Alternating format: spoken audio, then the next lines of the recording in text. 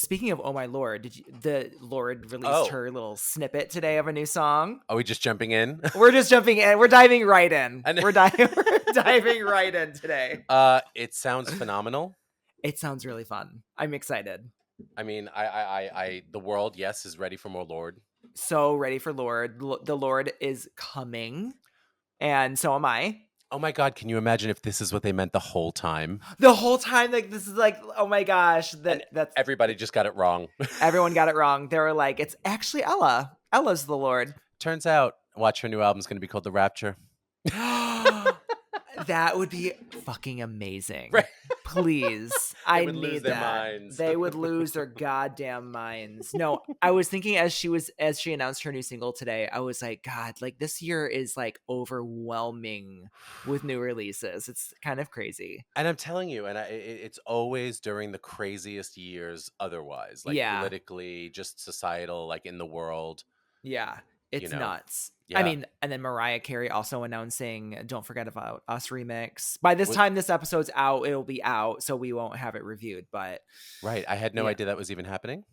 Yeah, right. Yeah. Just randomly. And when I first like heard the little snippet like really quietly because I was at work, so I just like held it up to my ear and noticed that the instrumental has actually been changed. Mm-hmm. So I'm like very curious. I'm curious if it's like a collab like with another artist or if it's like a producer remix or like both. I don't know. I'm hoping it's with another artist. And Right. if so, who would that be? Right. And that's where it's like people, because like, okay, who could it be? Who do we think it is? I mean, it's, but again, by the time this is out, right. We'll know. We'll know, but it's. I don't think it's Ariana, and obviously, she's done a duet with her and Money Long, right? So I don't think it's them. It's Brandy. She's already worked with. Right. I'm trying to think. I don't even know, and it's such a specific song to remix too. Right. Do you think it's going to be a male artist or a female artist? Well, that was my next thing. Is that I think it might actually be a male artist. Oh my God. And who would that be? I have no idea. What? I'm like completely drawing a blank. Watch it just be Chapel Roan. It's gonna be like Shawn Mendes. We'll be like, what? Oh my gosh, and that's what their like photos were. Right. Like, on Instagram this whole time. I would kind of be into that though, just to see what it's like. Truly, I feel like Mariah is it's time for her. Or not time. I shouldn't say it's time, but like I would say I would love to see her collaborate with like a non R&B hip hop artist just to see what that would be like. Yeah. Yeah. I mean, look, my dream above all dreams would be like throw Mariah Carey and Max Martin in a room. Let's see what happens. Don't tease me with a good time. I just don't even know. Like, I don't even allow myself to think about it very often. It is kind of crazy that it hasn't happened yet. Right. Because I feel like, especially with like the Rainbow album and Max kind of being like at his first peak with like the teen pop of it all. Right. And that album of hers really kind of trying to hone in on that trend. It would have made perfect sense, but totally. Yeah. I mean, not that she has anything to prove at this point, and not that she can't work with whoever she wants to work with. And I think that she's totally like, listening to the Caution album when it came out, which, oh God, it's too many years. It's like 7 years ago now. It was yesterday. It was yesterday. Right, it was yesterday. Right. What is time? As Mariah would say, what is time? Yeah. But it's like, if that was like her most recent effort and like she still wants to stay obviously very much in her R&B bag, which is great and I love it. I don't know. Like I feel like she could if she wanted to. And the fact that she hasn't probably says more. Right. Yeah. But it's like there's a laundry list. Get any of the Swedish people. Get Ilya in there. Get Sivan. Get any of them in there. Like, I was going to say like, especially Ilya, because I feel like Ilya definitely tends to lean more R&B. I mean, he does a lot of work with Ariana. Right. What else did he do? I think Ilya did with Max, I think did Motivation by Normani. Mm-hmm. What did Ilya work on recently? Oh, it was the new Ed Sheeran song. Yes. That's what it was. Which is really good. It is really good. It's really good. Like it's not the I don't think it's going to get the Shape of You like, level of success, but it's like I don't know. The thing that's so crazy about Ed is that when I just listen to his music, I'm like, I can't believe that that's what you look like. And I'm not even being shady. Like, and I don't know. It's absolutely no shade about his looks whatsoever. But it's like his voice is just so like, God, I don't even know. You know what? I bet you he vocally would probably sound really good with Mariah. Oh, I bet he would. Oh my God, yeah. Oh my God, Ed Sheeran remix, Don't Forget About Us, coming Right. out Friday. Lambs, don't hate me for even suggesting that. I don't want to hear it from the Lambs, really, at No, all. yeah, Lamely, settle down. Settle down. Because, I mean, if you think about it, you have to be of somewhat vocal talent to go into any type of studio with Mariah Carey. Oh, absolutely. And that's why I'm trying to think of like who is a male artist right now Like, if I that had a wish like a list, like M&EK, yeah, that'd be great. put them together, I think they would make something incredible. Yeah. I'm Ugh. ready. I would love like a cunty song from Mariah. Oh, God, I yes. know we've talked before about wanting her to do a dance album, Mhm. but like, I mean, she would absolutely slay it, and MNEK would be perfect for that type of project. Because like, I love his work with Little Mix and Jade and all the Madonna, yeah. Oh, that's right. Living for Love. Living for Love, and oh my gosh, flashing back to putting music onto my phone. Yeah. One of the songs that I put on my phone was the demo version of Hold Tight that features MNEK on backing Yes. vocals. It's hands oh my god, miles better Miles. than the album version. I don't know. Yes. I mean, I get it. I think that one of the reasons why she decided to opt to change it was because of the leak. Totally. And I get that, but growing up is realizing that the demo version, specifically it was labeled as demo number 5. Mhm. So demo number 5 is better than the album version on Rebel It's Heart. that one and Wash All Over Me, those 2 demos specifically. Oh my god. I'm Yeah, like, cuz I cuz Wash All Over Me was originally a dance song, right? And correct. then they turned it into a ballad. Right. Is that correct? I'm like, Yeah. "You went the wrong way. You're supposed to do the other order." Yeah, yeah. That's always an interesting choice when people do that. Yeah. But here we are. Here we are. It's And okay. it's okay. And speaking of Mariah, I was speaking with when I had shared that she was posting the remix. One of my followers was mentioning that there was a Daydream 30 coming out, which Mhm.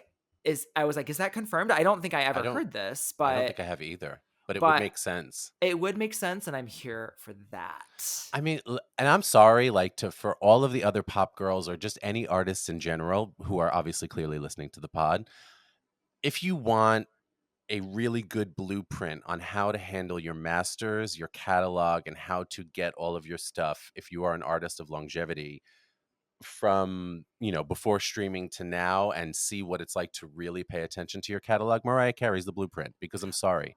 Oh, she is absolutely. Nobody is handling their back catalog like she is right now. When she announced the MC30 just kind of anniversary of it all, Mhm. and I mean that year alone getting pretty much all of the single EPs that she released throughout the 90s and the early 2000s, Right. that in and of itself, I was like, this is what I've been wanting for so long. I Like, just random acapellas for album tracks that I would never have imagined I would ever hear, and I'm like, "God, thank you, girl." right, yeah, unreleased tracks. I mean, Even working just doing the rarities. yeah. Even Yeah. just that, like, do you know how like, I would kill for a Cher rarities, for a Madonna rarities, for, like, it line them up. Yeah. I was shout out to one of my followers, James Pascucci. He and I were talking about Madonna at nauseum yesterday for a little bit. And which I was like, oh my gosh, you're speaking my love language right Right. now. And we were just talking about how, how we feel like she's super underrated and she's obviously the blueprint and yada yada yada. And then we started talking about like what our favorite Madonna songs are. Where was I going with this? I had a point. You had brought up, what did you just say? You mentioned Back catalog, back catalog. Oh the shoot, rarities. the rarities. Oh yes, the rarities. And so that triggered in my brain that I had mentioned to him because we were obviously talking about Ray of Light, Mhm.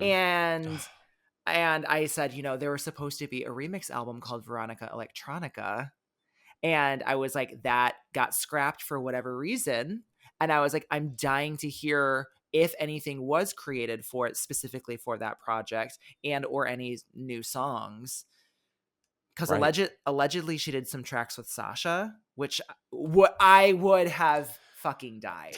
That's right up your alley. That's so up my alley. For those that don't know who Sasha is like an electronica. He does trance, Mhm. breakbeat, and specifically like in the late 90s and early 2000s, his work I'm a huge fan. He did the Ray of Light remix that Madonna performed on the Celebration tour, and he apparently has a co-production credit on Eusexua, the song Eusexua, Oh, I didn't even realize that. which when I saw that I was like, did he actually work on it, or is this one of those moments where it sounds similar to work of his so that they just gave him a Mm. credit? You know how they do that sometimes? Yeah, I feel like that usually, like, there's usually like more news around stuff like that when it happens, especially around FKA Right. Twigs. Right. Yeah. So Oh, I I don't wonder. know. Now I'm gonna have to ask. I'm gonna see if I can ask my label rep and see if they could find out. Right. Yeah. Can you tell us to give us the dirt on that and Like, just really? Yeah, I had no idea. yeah. So I was just like, but it's also one of those songs too. I mean, much like a lot of music these days, where there's like maybe 4 or 5 producers on it. So Right. that's why I'm like, maybe he did get a pass at it and added some things here and there. But I mean, either way, I That's love it. pretty dope, though. Yeah. I love Yeah. that Because he's still like in the moment working on things like that. yeah, me too. Because I have not listened to much of his newer stuff, but it made me want to now go back and revisit. It made me revisit his older work, and Correct. then it made me want to start diving into his newer stuff too, just to Right. see what he's I got mean, going on. an icon, a legend. A legend, It's true. baby. But speaking of reissues and Mm. anniversaries, there is an album celebrating a 25th anniversary, I gotta tell which you, that hurts. That hurts. really hurts a little bit. It really feels like someone smacked me right in the face Right. and said, "Oops, Oops. I did it again." And here we are. And here we are with I like what like I, it's crazy because I remember when the music video premiered on TRL. I will never, I have such a very, and I might have talked about this on the pod before, I have such a very specific core memory of being with my friend Damien in my parents' house at the family computer, which was Yeah. the only computer we had at the time in the living room, waiting for Britney Spears Stronger.mp3 to download from LimeWire. Oh And my god. we had never heard any of it before, and I just remember downloading it, pressing play, and hearing that first like "Bah," and I was like, "Oh my god, life is different. Life is Life is life just is different." life is different. I was personally in that moment never harder, Uh, never more metal and right. more rock and roll. Correct. When I heard that foghorn, Yes. I was like I like to rock out, Yeah, this you is what know. death metal is. This it This it is really was. yeah. Yeah. I it's crazy because I mean, I feel like we blinked and 25 years have gone by. Yeah. Yeah. It definitely Cuz does feel like that. cuz even in my brain sometimes I feel like when people talk about new artists, I'm like, "Oh, like Britney Spears." That new artist Christina Aguilera? That new yeah, exactly. And I'm just kind of like, it's crazy. I don't know. Like, it's just bizarre. Like, and maybe part of it is growing up in this internet age where we are so connected and everything just feels like time it moves, but it doesn't at the same time. Yes, and I think that also in the music industry or just with music in general, like I feel like it's always going to feel more monumental for people pre-streaming versus streaming, Yeah. because there was the physicality of it all where it's Yeah. like, you're waiting for the album to come out, you're going there to buy it, you're taking it to your car, you're taking it, your CD Walkman, whatever Hmm. it was. Like Yeah. there was a certain like ritual about buying new music. And now I feel like when we see things where it's like, okay, so I just got an email from one of our record label reps talking about album long leads, they call them, like, what's coming out for the rest of the year, and then also a list of album anniversaries on whatever the dates were.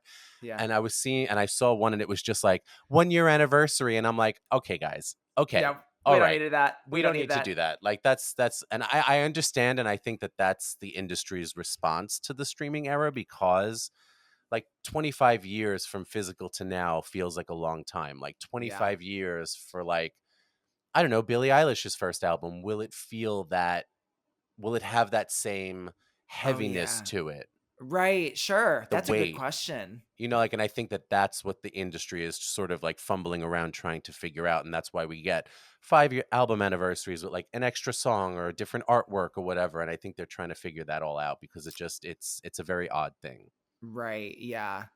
Yeah. It's nuts that it's been this long already.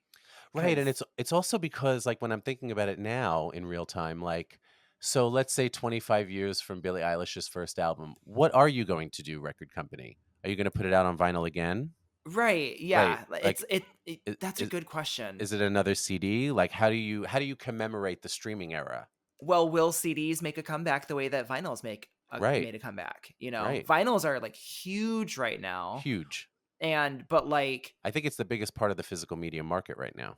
oh, absolutely. Yeah. And maybe because it does tie in with that nostalgia of it all, it being because vinyls were obviously how people listened to music back in the before the 90s. Right, And right.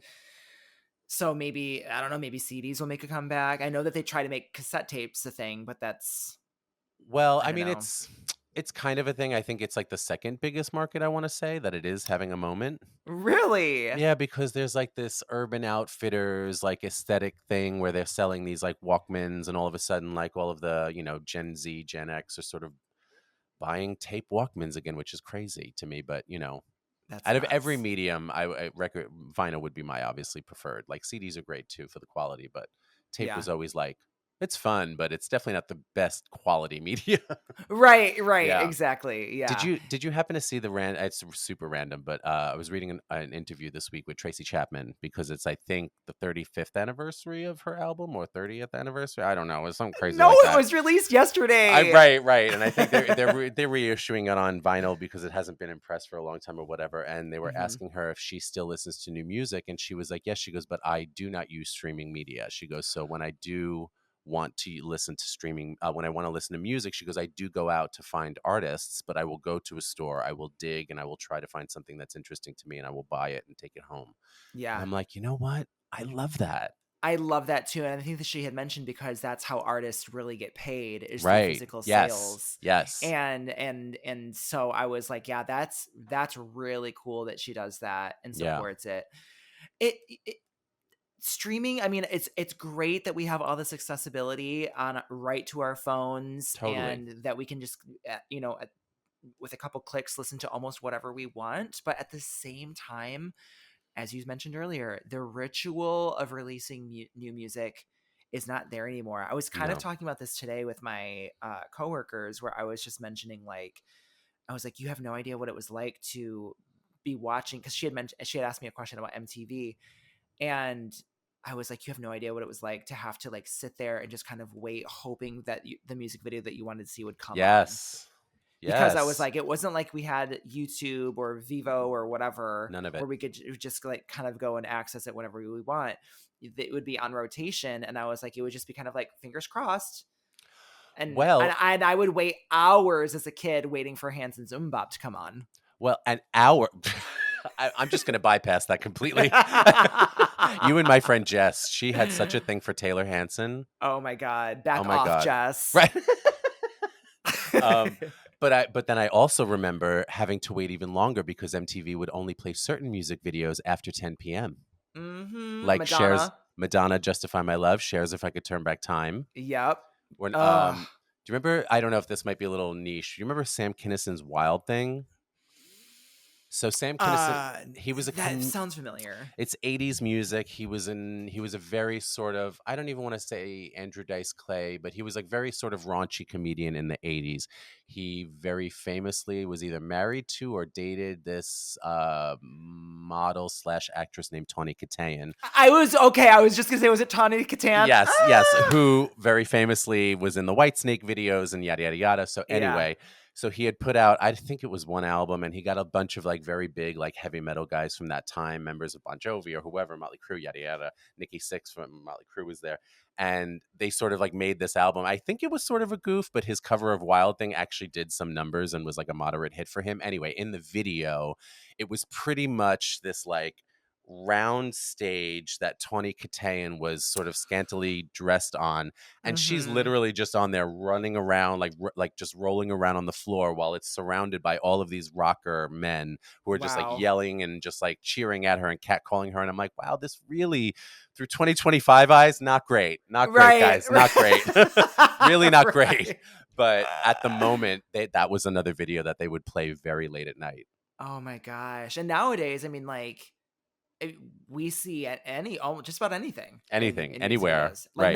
nothing kind of shocks me anymore, No, which kind of makes me sad in a way, but like whatever. Like I'm right. also like I'm here for like the liberation of it all. But Absolutely. yeah, but yeah, I mean, Britney had some raunchy I videos, mean, and I I for the will time, I will never forget them making a big deal out of her red cat suit, which if you look at now from the Oops video is nothing. it's It's nothing fully nothing. covered. Yeah. Like fully covered.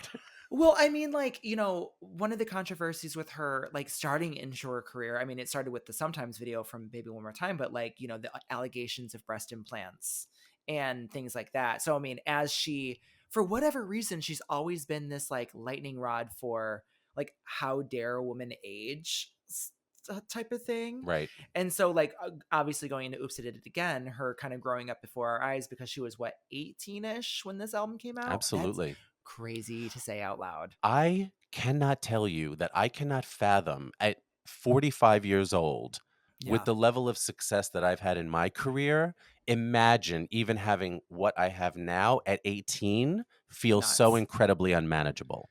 Crazy. So the Crazy. idea that you, and then I mean, really now knowing what we know now, that you really didn't have a great infrastructure or just great people around you to help you, like that's so dangerous. Right. Yeah. Like like literally everyone was saying yes. Right. Everyone was Everyone's on the um payroll. on the payroll. Exactly. And it was all about like how do we make money? How do we make money from her? I'm pulling Right. up the Oops I Did It Again track list because I feel like we should kind of go through the Oh, songs absolutely. and And then we can talk about what's going to be in the reissue. Oh, you heard it here first, folks. I know. Actually, you probably already heard it I was going because to say by the time this is out. this, yeah, you'll hear a little announcement. Um, but I mean, this album we see, Max Martin returns and he produces a huge bulk of this album. Also with Rami, yeah, he just goes by Yakub. Rami Yakub, but yeah, I think he just goes by Rami now. Um, and then we also had a track produced by Rodney Jerkins. We had Mutt Lang on the album. Um, we also had Larry Rock Campbell, the famous Larry Rock Campbell. It's so crazy. Like there's like when you go through like a lot of these like Britneys and Christinas and even Backstreet Boys and NSYNC, all the people that were like super like Swedish music at that time, they have Yeah, the most random people in their songwriting credits. yeah, yeah. Like And another, yeah, we have a it's Diane Warren song on this album. it's nuts. And allegedly, I don't know if you've ever heard this. Allegedly, that song was a contender for a single off of this album. When Your Eyes Say It. I mean, usually Diane Warren, especially at that time, like this is 2000, like she's coming off of My Heart Will Go On. Yeah. You know, she's coming off of what is it? There You'll Be with Faith Hill. Right. Like these Oh are my god. right. These are huge ballads and huge. I don't want to miss a thing. This has to be around Hmm. that time too. Like these are huge Absolutely. Diane Warren songs. So I get it. I could Yeah. see why the label would want to put their money on them. Yeah. And I also think Where Are You Now? One I'm forgetting which one. It was either Where Are You Now or When Your Eyes Say It. One of them allegedly even had a music video made for it. It was yeah. And so if that's true, I've seen the rumor go online a million times, but I've never really heard like where the source came from. So Mm-hmm. I'm not sure who or what or why, but Right. who knows? Who knows? No, it really is crazy because you even got the cover of You Got It All from the Jets from the 80s. Yes, which okay, One of my favorites. fun fact about this cover, it was originally recorded for Baby One More Time. Hmm. And I want to say that on like the early Baby One More Time album, like they used to do like what were they called, like test presses or whatever, where it was be like early album samplers, so Oh, it would like be an like album advance. yeah, so it would be like maybe 6 tracks, seven Yep. tracks, and I believe that was on the early ones. And I want to say, I feel like it was also, it might have actually made it onto like a European edition pressing or something, or because I know I have it somewhere as like an import single or something that it was Yeah, a bonus track from that era. But yeah, that it ended up here on this album is very strange, but I love yeah, it. yeah. I know, and it's clear. I remember when this album came out. I remember the time between From the Bottom of My Broken Heart to the release of Oops, I Did It Again as a teenager. felt like an eternity. Oh, And yeah. and in actuality, it was like, what, maybe 9 months? Maybe. Maybe. Because I was gonna say, because this song came out, Oops, I Did It Again came out, I wanna say the single came out, what, in April or May? April 11th, 2000. And here we go. So He literally almost to the day of this podcast. almost to the day. So it's like, and then the album came out about a month later. So Yeah. yeah, like, I mean, they had her working. They really did. I They mean, had but her you know what? working. But I actually do kind of feel like, speaking to what you were just saying, like, I feel like they would get these people to sort of go to the studios in Stockholm or wherever they were recording, Mhm. record so much music, Yeah. and then hold on to it and be like, okay, some on this album, some on this album, some here, a B-side single or whatever, like, and it was just ready to go. Right. Yeah. Because there's a lot of that in this era where like tracks get moved around, especially with Britney too, because like Radar ended up on Circus Mhm. somehow too, even though it was on Blackout. And Right. Yeah, I because don't know.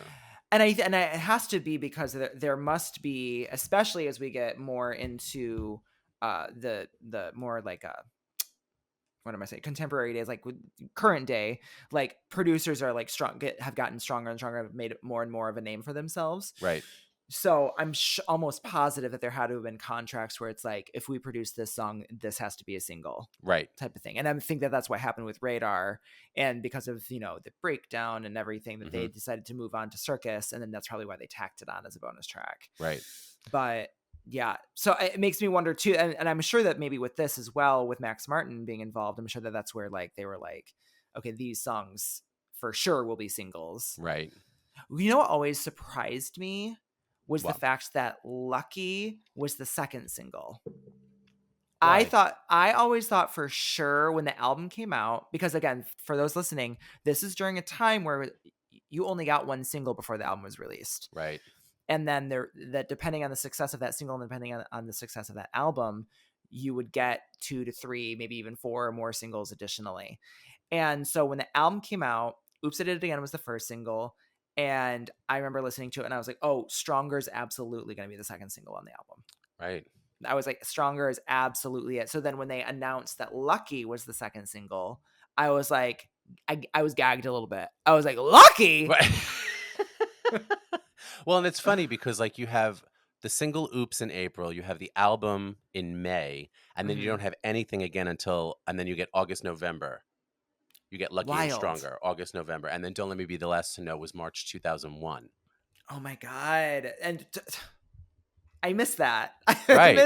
I kind of miss that. I miss like Yeah. letting songs have their time.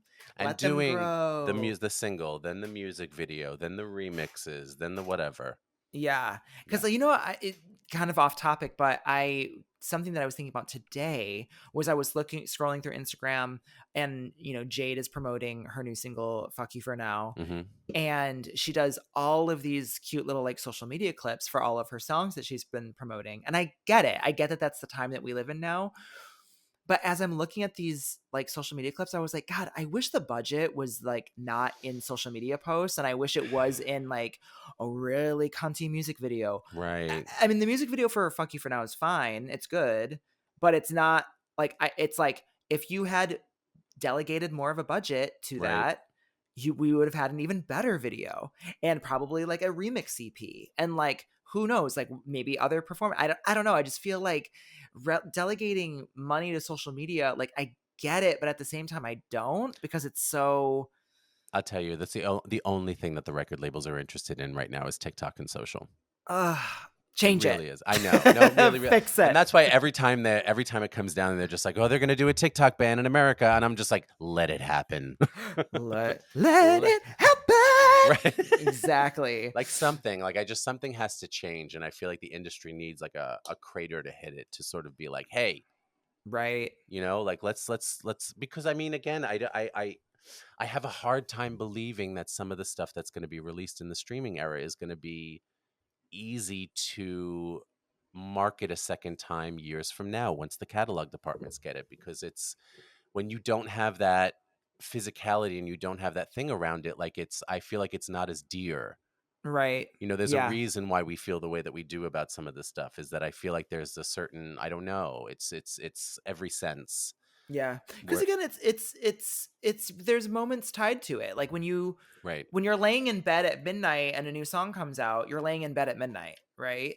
Like it's not anything super special. right, Whereas going to a record store at midnight or whatever local store you had that was open at midnight that carried albums and CDs, right. you would typically do that with your friends, or maybe it was like, I don't know. There's usually always, I mean, I remember driving around for blackout here in Grand Rapids, Michigan, because the stores that were open past midnight at the time were the local store Meyer, Mhm, and I drove, I think, to two different Meyers because trying to find it, mhm.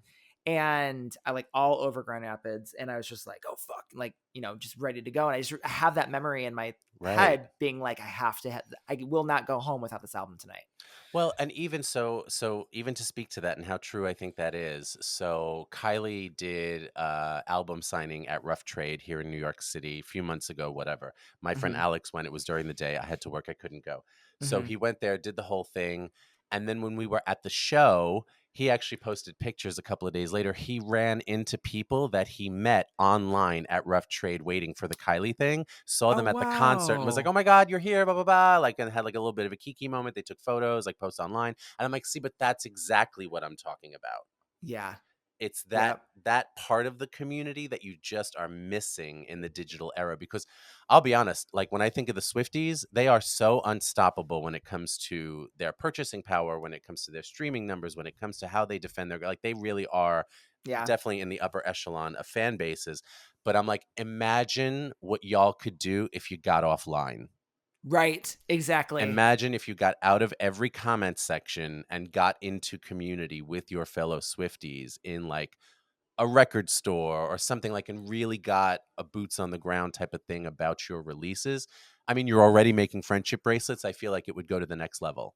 Right. And There'd be friendship crowns right. or something. I don't Right. know. Right. But I mean, like, it's that was sort of like the joy of it growing up. And, and again, I don't want to sound like that old man, but it really, I do think that there is something to that, which also speaks to why vinyl has become such a big thing for that Right. audience now. Yeah, absolutely. Absolutely.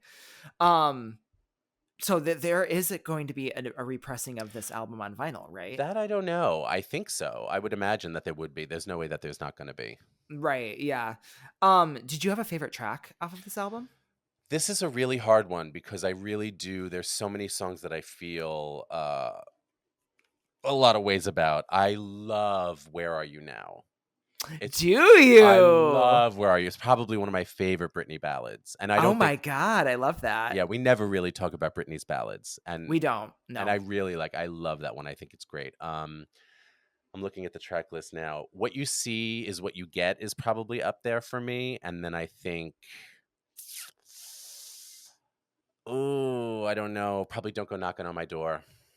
Don't go knock Knock my my door. door. Do, do, do. Boom, boom, boom. It's Like, so good. it's so good. I remember, do you remember when she did that like TV special for to promote this album?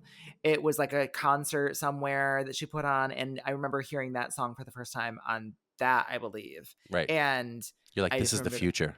this is the future. Absolutely the future. It was just I just loved that like almost like medieval sounding like Right. musical the instrument sound or whatever, like Yep. it's just yeah. And I was actually shocked at this that Don't Go Knocking on My Door was not a single either. I No, thought and it for, really I thought for sure that song was going to be a single. Um just cuz it just felt so, it did kind of feel like the future in a oh, way. absolutely. I mean, Yeah.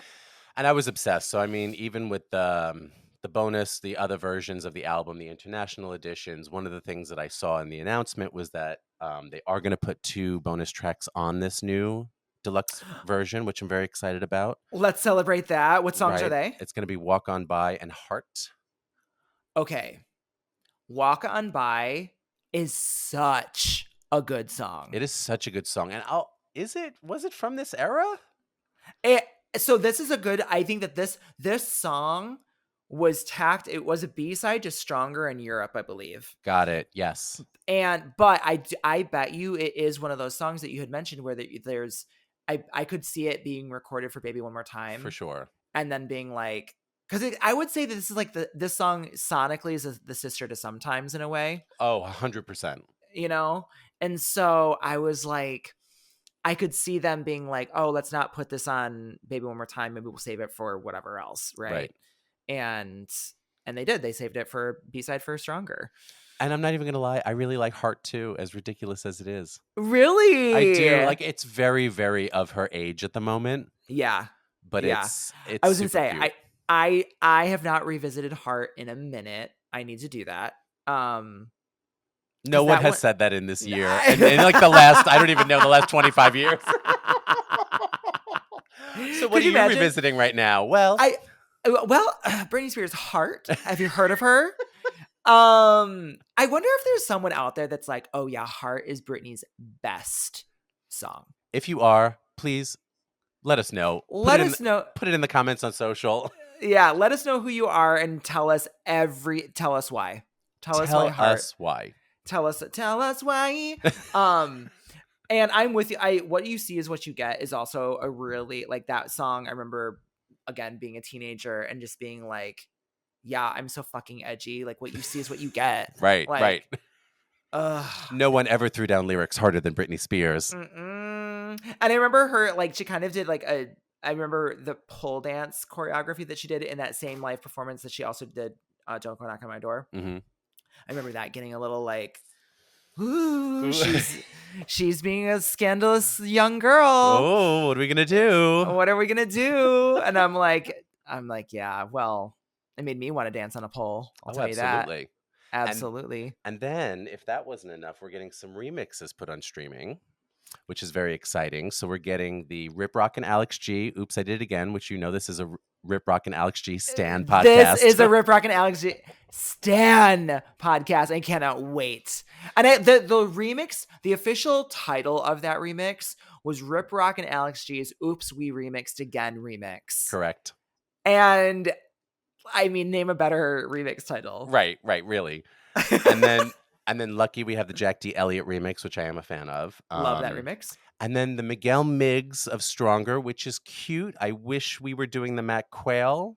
Yeah, same. Here. That was sort of the one. And it's in that moment when I see things like that where I'm like, who is making these decisions? Like, that's what I want to know. Because, like, when it comes to remixes, I feel like you don't have anybody at Sony who is saying, hey, this is the one that was actually really popular in the club. Right. Because this is the Miguel Miggs Pedal Pusher. Correct. Again, bring back the crazy titles to remixes because I need that. I need that. Give me.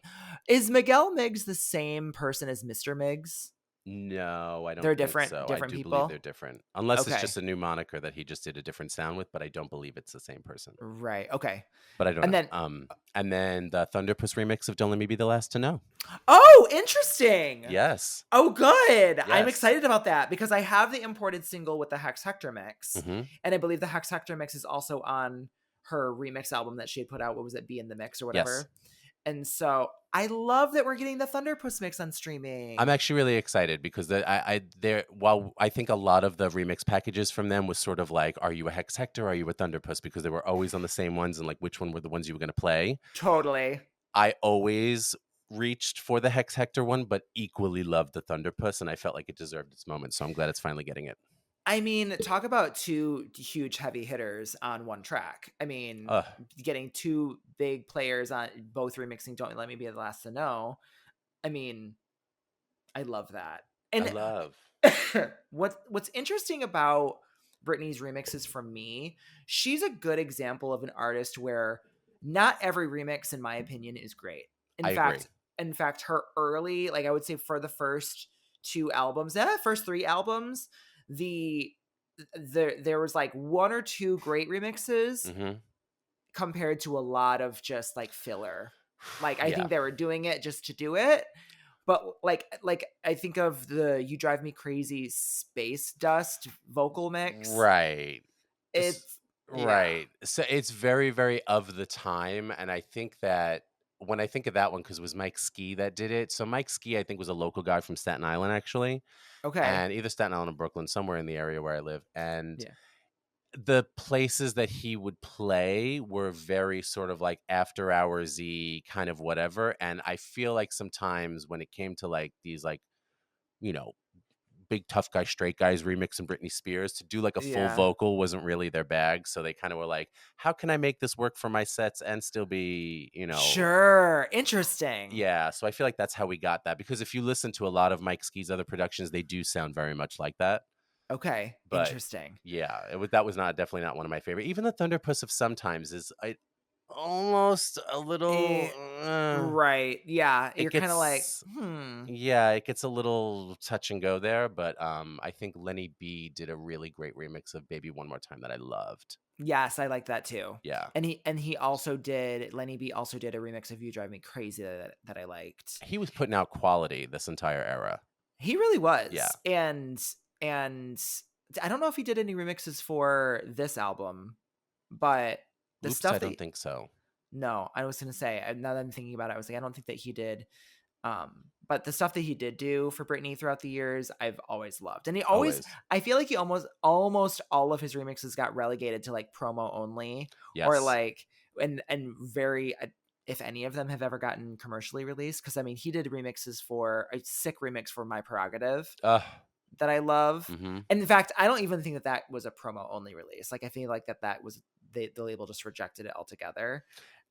Everybody was doing stuff on spec at that point to try to see, and I think that they were just, because this is when you had like the really like the heyday of A&R. If you don't know what A&R is out there, it stands for artist and repertoire, and it's usually the person at the label that would sort of be the person spearheading your catalog and what to do with it, helping you figure out which singles, which ones were, made the most sense for radio, for adult contemporary, for like all the different areas. And that's sort of what their job was. You don't really have a ton of A&R anymore, which is why I think the music industry has started to become so chaotic, because you don't have real tastemakers that are sort of doing the thing and like helping these artists like stay relevant. Right, But right, yeah, at that time, you really had like shout out to Hosh Gorelli, who is a very famous A&R man who did all of this stuff back then. I mean, I don't know if he was on these projects, but he was really one of the big guys.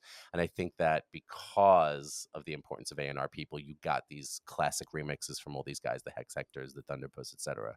yeah. Bring them back. Bring them Bring all them all back. back. But you know I, what? are those all the remixes then that are coming out on streaming? As far as I know, yes. Okay. I am going to demand her label to put out the remix EPs for each of the singles in full, because would love to get the Rodney Jerkins remix of Oops, I Did It Again. Yep. It's very fun. I would love the, as you mentioned earlier, the Mac Quayle remix of Stronger. Mac Quayle, for those of you that are listening who's like, who the fuck is Mac Quayle?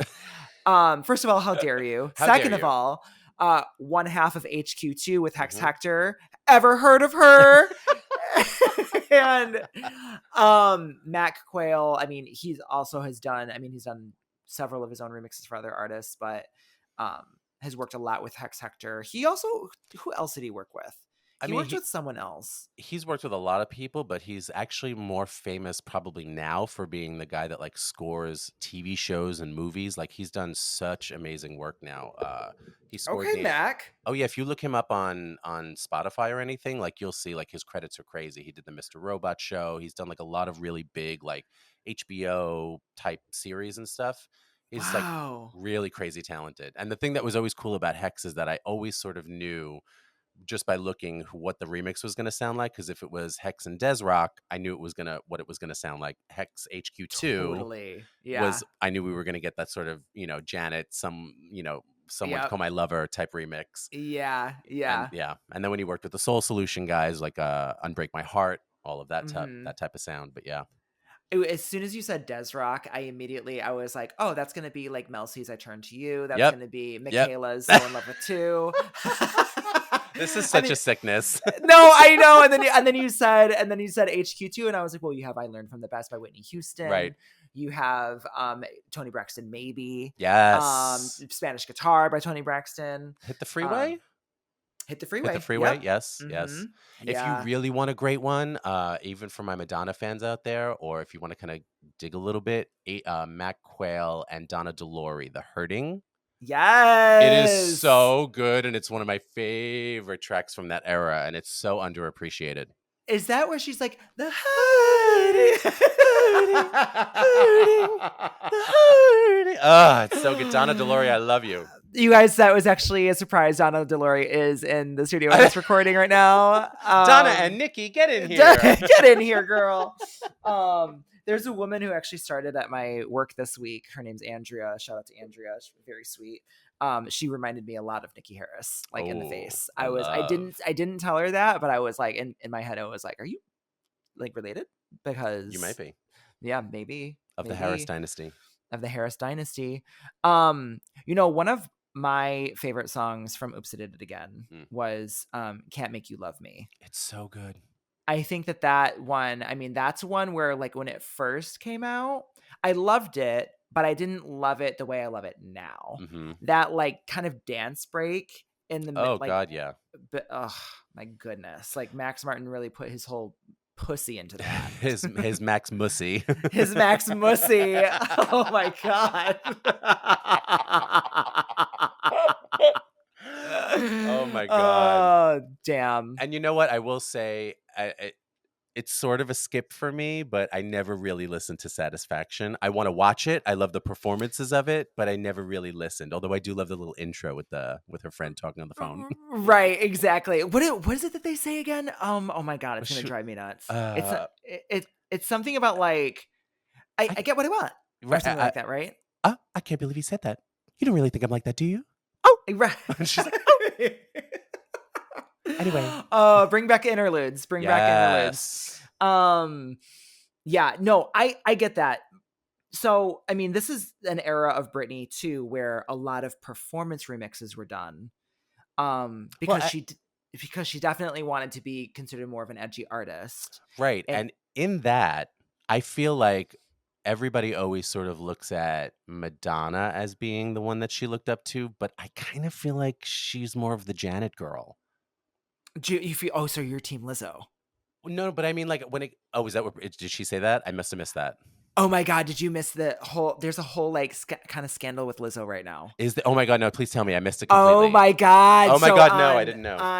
On Bob the Drag Queen and oh my gosh, what's the show that they do with Sibling Revelry? Yes. With so Monet? Lizzo was on with Monet Exchange. And so Lizzo was on that. Oh my god, how did I miss that? I need to see that. Oh my god, this was that. like blowing up right now. So she called Britney Spears a Janet Jackson impersonator. Oh. And in the same like part of the show where they're talking about this, she said that she feels like Janet Jackson is the queen of pop. And that Madonna she said she came before Madonna, blah blah blah blah blah, and so there was like this whole discourse between the three. It was a good conversation, right? But of course the internet is now grabbing these little bites out of that and are dragging Lizzo for it, specifically her calling Britney Spears a Janet Jackson impersonator. Impersonator is too strong. Yes, and I think that's wrong, and I will definitely disagree with Lizzo on that. I don't think impersonator is correct, but I say that because when you talk about the performance mixes, like it's not really something that Madonna did. Like she would have dance breaks and stuff, but like I feel like Janet's, like if you listen to some of the earlier remixes of like Miss You Much that Shep did, and like they were clearly like made for the dance breaks and whatever, like, and so in that way, I feel like there's much more of a page out of Janet's book for Britney than Madonna's. Totally. I think there's clearly influences from both, but it always seems like even just dancing wise, Britney dances more like a Janet does than more like Madonna did.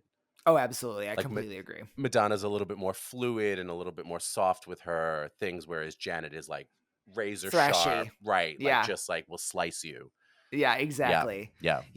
Oh, and God, so Lizzo. God damn it. I know, right? I know. I was like, good luck with that comeback. Right. But yeah, I feel like, or I was going to say, with this era, she, did a lot of these performance remixes. Wade Robson was the kind of the go-to guy to do these performance mixes at the time, and also was her choreographer. And his remixes for Oops, I Did It Again and I Can't Get No Satisfaction for the 2000 VMAs. Iconic. Chef's Kiss. Need I know I've mentioned this before on the pod and I'm going to say it again. Yes. I need these studio versions of these mixes on streaming. It has to Like, happen.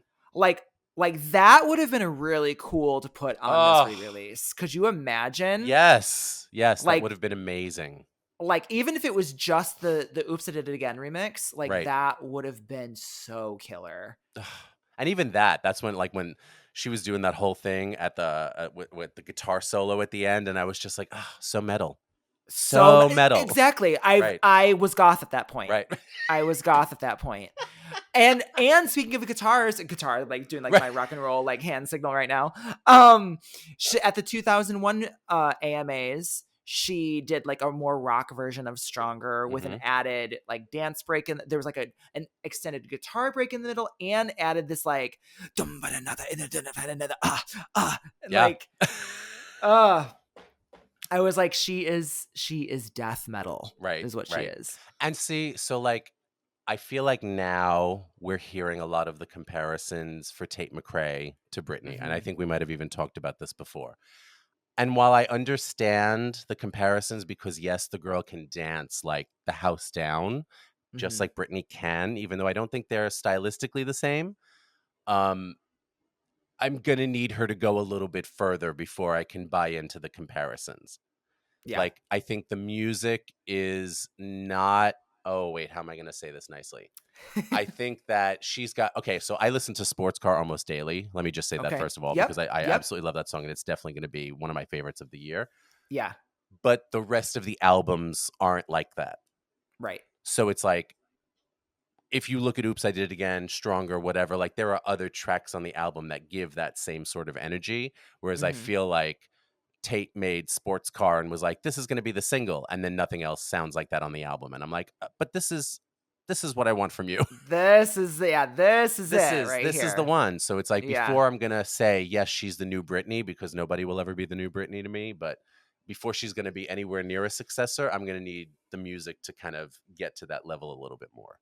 Yeah. I don't want to shit on Tate McRae. She seems very down to earth and Oh, very she lovely. has everything that is needed to make it. Yeah. Everything. Her music just does not connect with me outside of Sports Car. Right.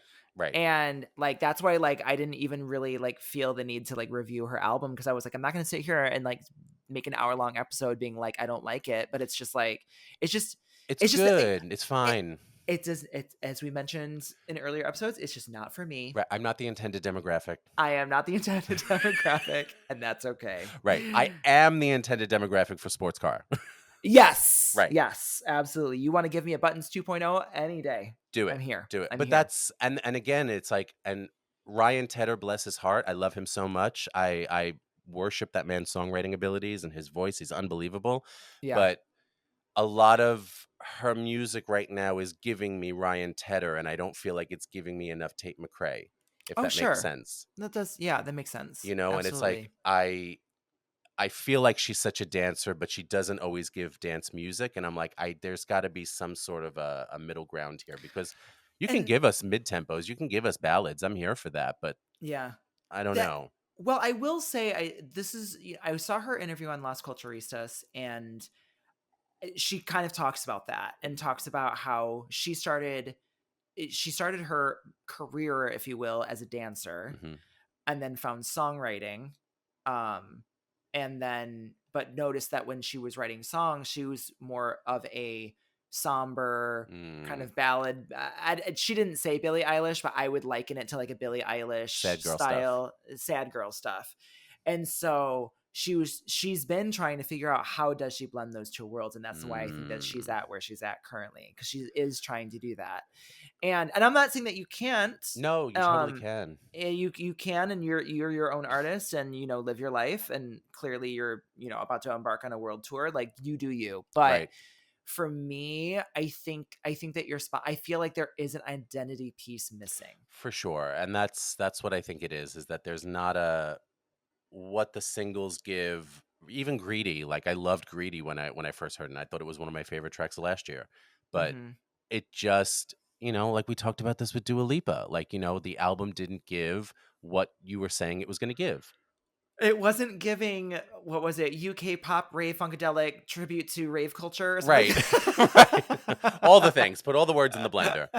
Right. Exactly. But it just wasn't like, and it's Yeah. fine, but it's like I don't know. And somebody on her team's got to figure out where the ship is going, because again, when I listen to her album, like, you're going to go on tour, and I feel like I would want to go see you on tour to be the girl who's going to dance the house down. But Yeah. is the rest of your music going to give me that? Not really. And what is that going to be like live? So I'm kind of like, it just seems like mixed signals from her music so far. Yeah. Same. But And she's got it. so, She's got all the ingredients. It just needs to be honed in a little bit more. yeah. Or we're just not the intended demographic. Or maybe I'm right, and maybe that's just it. Maybe we're just two old F slurs sitting Maybe here. we're just too old and just not understanding what's clicking. But yeah. Yeah, Oh my God. But yeah, I mean, back to the Britney remix EPs. I mean, I would love all of them to get put back or put on streaming. Like, I yeah. mean, the Lucky remixes. I think Jason Nevins did a remix for Lucky. Hmm. Rip Rock and Alex G did like a very video game sounding remix to Lucky that I Yes. really like. There was the Pablo La Rosa Transformation remix of Stronger. Don't even Transformation. transformation. And let me tell you, I loved that remix. Oh yeah, I felt transformed. I felt exactly. I felt transformed, and that was like it was kind of like Darude Sandstorm light in a Hmm. way, Hmm. very light, like Very very light, light. very Very light, light. sugar free, Right. sugar Splenda. free. Splenda. Yeah, that would be really fun to just get all of those. And I don't know. It makes me wonder, like, I wonder how involved Britney is, or if she's not involved, or I don't know. My guess is not at all. That's how it feels. Yeah. My guess is That's not at all. Yeah. Which upsets But me, but that's right. yeah, right. And this is why it just goes to show, kids, you got to own your masters. You got to own your masters. You got to be able to merchandise your own stuff, because you know what? Whether or not you say anything, once they have your masters, they're going to do it with or without you. Yeah, that's real. Ugh. I mean, Well, and you know what? But good for her, because she does have a songwriting credit on this album. Dear Diary, today I So, saw a boy. right. I mean, it may not be the most streamed song on the album, but you know what? Put that money in her pocket. Just that I always, that for whatever reason, get stuck in my head at random points Dear throughout diary. Today I saw a boy. It's right up there with what's the other one? Tiny hands. The other what's the other ballad? My baby. My baby. That's the other one. I'm like, This you. Oh my gosh, tiny hands. tiny hands. Just like cut to Christina Wig, like Yes. the Dooney's character from SNL. So amazing. Oh my God. Wow. Well, I cannot believe that Oops, I Did It Again by Britney Spears is 25. I feel, can we, hold on. We cannot finish this conversation without mentioning the iconic Stronger music video. Oh, I mean, Like, what when she taught us what we're supposed to be doing with chairs? that's what chairs were made for. Right, we've been using them wrong this whole time. The entire time. I was that, like, oh, I'm supposed to go under it, and it's supposed to pin me down like that. Got it. Yeah. Yeah. That music video, exactly. That music video is a really good example of, first of all, directed by Joseph Kahn, but it's a great example of like, there's not a ton to it. Like, yes, there's a couple CGI scenes, and there was like a club scene or whatever, where she literally goes, whatever. She looks stunning, but like literally all they needed was a black room, her in a cunty outfit, and a chair. And that choreography done by Jamie King. And Jamie King, and I think there was a second choreographer. I don't remember the other person's name. Sorry to that person. Sorry to that man. Sorry to that man. I mean, such a beautiful video. The close-ups that they did. Stunning. Yeah. Stunning. I remember doing that part of the chair dance. You know, the part which is hush, just stop. And she like jumps on the chair. Oh, yeah. Doing that at my high school Christmas dance in 2000. I was a freshman in high school, and I did not look this way. I was a chubby teenager, like bowl cut-ish type of hairstyle. I was wearing khaki like cargo pants with a t-shirt and like a khaki sweater vest. Mhm. I was not into fashion like I am now. I'll just say that. And I just remember like my fellow classmates looking at me like, what? Because this is also a Lutheran school. I was just gonna say. This is a Lutheran school, so they were definitely praying for my soul at that point. Oh, without a doubt. They're like, "Sir, this is a church." Sir, he does not want to fuck her. No. We don't have to worry about that. No. He wants to No. be her. Yes. Yes. Yeah. Yeah. Oh my God. What a good video. And also we just want to point out, because we know someone on the internet's going to be like, I can't believe you didn't say this, that Shania Twain is the co-writer for Don't Let Me Be the Last to Know. Of course. At that point, anything with Mutt Lange. Right. You Right. know, because we had, what was the other one? The Celine Dion one that she did.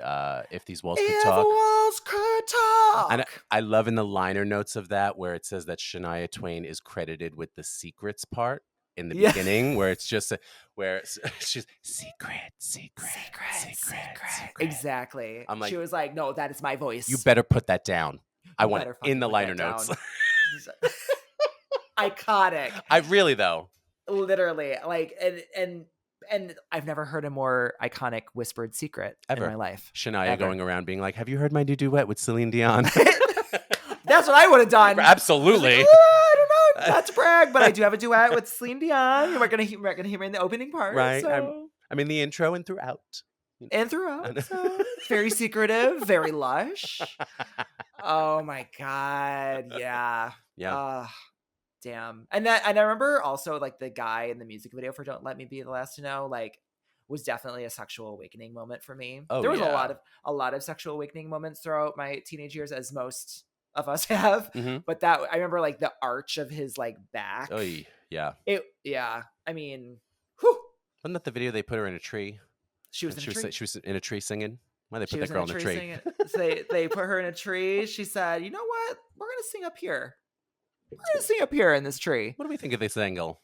What? This angle. It was great. Yeah, I love that video. She looked beautiful. Yeah, stunning. And again, it's also like she does good ballads. I really do. There's a lot of Britney ballads that I like. Yeah. And it was kind of a shock for her when she's performed it at the Femme Fatale tour. Oh, yeah. Like, that was like, I remember that was a moment where I was like, I was not expecting to revisit this song at all. Oh God, I would die for one more tour. I know. So incredible. That Circus tour was so good. I'm jealous. The only tour I ever saw live was the Femme Fatale tour. Yeah. Yeah. No, I saw that. I saw the Dream Within a Dream. I think that was the first one I saw. But yeah, Circus was that I will never the video interlude where she did Sweet Dreams with the Marilyn Manson, and she was at like the sex party and they all had the masks on. It was very sort of eyes wide shut kind of thing. That interlude, I gagged at the show. It was so good. God, I can only imagine how fucking amazing that was. Yeah, no, unbelievable. I mean, that's a great tour with some great performance mixes. Too. Like, whew, yeah, she was crushing it. But happy birthday, Oopsie Did It Again. Yes, 25 years young. One of the best to ever do it. One of the best to ever do it. Well, it's come to that moment in the show, John Michael, where we both reveal a song that we don't talk about enough, a song that's maybe a deep cut, a remix, a bonus track, if you will, maybe a flop single. Ooh. Not a flop single. Maybe a flop single. Do you have a song that we do not talk about enough? I do, and it's actually, I'm going to keep it Britney. And it's actually really hard because there's so many songs from her that I feel like we don't talk about enough. But the one I'm going to choose for today is from Blackout, even though I know we talk about Blackout a lot. It's sort of like the one that I feel like they tacked on after the album was released, because there was like this weird where it wasn't on the album, but it is. But Everybody with the little Sweet Dream sample. It's so good. Yeah, it is so good. And I was very surprised that they put that on the digital release because it wasn't originally on the album. Right. Yeah. It was, I think, a bonus track maybe in Europe or something like that. And then they put it on the singles collection as one of the B-sides for one of the singles. Yeah. And then they put it out on streaming, which I mean, do that with all her other albums, please, because there's Please. plenty, specifically Circus. There's a lot of really great bonus tracks on Circus. Yeah. In fact, I also imported those to my phone recently. No, that's a great song. It really is. Like, and it's such a random one, and I feel like it's just nobody ever really talks about this. I mean, and No, it's a great. To me, that's a really good example of how to use a sample. totally. And it's It's a another J.R. Rodham track. Yep, it's a great use of a sample, and I don't know, like I just feel like I feel like it lends itself so well to be played at like any party that is playing Sweet Dreams. Totally. Like you can mash them up so well, or like play one and then the other, or whatever. I mean, Yeah. like, No, it's it very really, DJ really is friendly. good. Oh, absolutely. Yeah, that's a great choice. I'm trying to remember how the chorus goes. It's like because it goes everybody, and then it's like, oh shoot, it's like right at the tip of my tongue. J.R. Yeah. Come on, let's keep grinding. Like I remember that part. Yeah. Oh, so good. So Or is good. it everybody moving to the Yes. everybody? I'm fucking up the words, but yeah, Exactly. very that. Oh my god. We stand. I'm gonna go with a song from Oops I Did It Again that we did not mention yet. It's the song One Kiss from You. Yes. It's so bouncy and just like very wholesome, and it was produced by again the iconic Larry Rock Campbell. Who I feel like was like a collaborator with Britney throughout her first 3 albums. Oh yeah. Maybe even Into the Zone. I think that they did a few songs together. Mm-hmm. But a very bouncy song. This was also the song that was put on the special McDonald's CD that she did with Stop it. NSYNC. Yes. Yeah. Yes. Yeah. I feel because I remember that I don't remember everything that was on that CD, but it was like half NSYNC, half Britney. I think they each had 4 songs each. And it included like an album track from both of them, an unreleased track that was not on the album, and then I think like a remix or 2. Right. And so I remember on the Britney portion, they had put the Rodney Jerkins remix. They had put One Kiss from You. I think that they put, what was it? The unreleased track might have been Heart. What it was on? I'm trying to look this up now. Hold on. And then NSYNC's, they had the Bye Bye Bye Teddy Riley remix. I don't remember the other NSYNC parts. I'm blanking on the rest. How am I gonna find that? I have to look this up later and I'll find out. Right. Yeah, I have it somewhere in my CD collection. I should have dug it out and showcased it to the world. Good times. Wait, hold on. We can. This will be a special magical editing thing. Let me see if I can find it. Hold on. Okay. No, she's buried. Yeah, but I think I found it on Discogs. It's NSYNC and Britney Spears, your #1 requests and more. Oh, love that. And it was the Bye Bye Bye Teddy Riley remix, Are You Gonna Be There, If I'm Not the One, and I Thought She Knew from NSYNC. And then Britney had Oops I Did It Again, the Rodney Jerkins remix, One Kiss from You, Girl in the Mirror, and Heart. Okay. Okay. Oh, yes. wow. Oh, I love Girl in the Mirror too. It's so ridiculous. Mm-hmm. There's a girl in my mirror. I'm so sorry to everybody listening with headphones. Oh my god. They're like, when is their album coming out? Right. Maybe soon. Who knows? Hey, Stranger Things. Exactly. Well, thank you everyone again for listening. Thank you, John Michael, for joining me for this special 25th anniversary edition of Oops I Did It Again. And until next time, everyone, stay safe, be warm, and peace out. Bye.